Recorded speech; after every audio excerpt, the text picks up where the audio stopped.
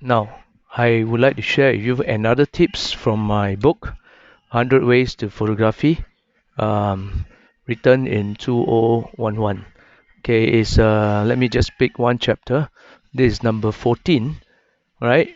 In it, the title is called "You Cannot Capture It If You Can't See It." Now, in the first place, you must be very aware of your environment. Take, for example, a wedding, right? There's always a program during the wedding.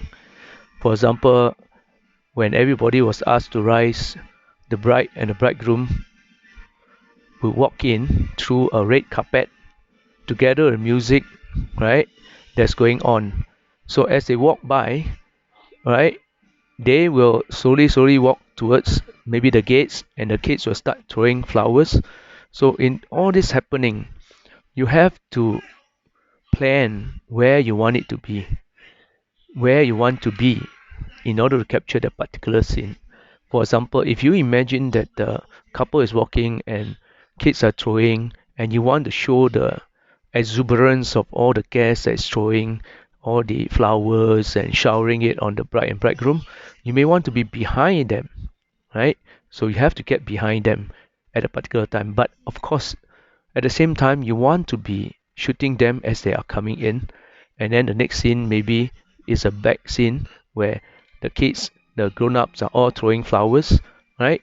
And showing the facial expression of all these people who are so happy during that particular occasion.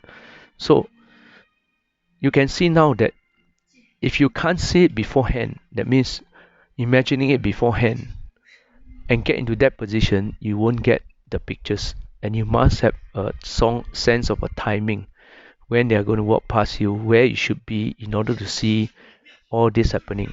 For example, if you are in a church, right, what you want to see is the cross, the back of the person, and the guest that is facing you, showering all these flowers onto the bride and bridegroom. That's one fantastic picture, right? The other picture would be, right, some form of from the front where you capture as he progress, right? And this one is you're capturing the facial expression of the bride and bridegrooms, and the kids who are what you call maybe the flower boy, flower girls, the children who are spilling the flower as the bride follow them in. So these are some of the occasion where you have to know the whole progression, how event unfold in order to shoot the pictures.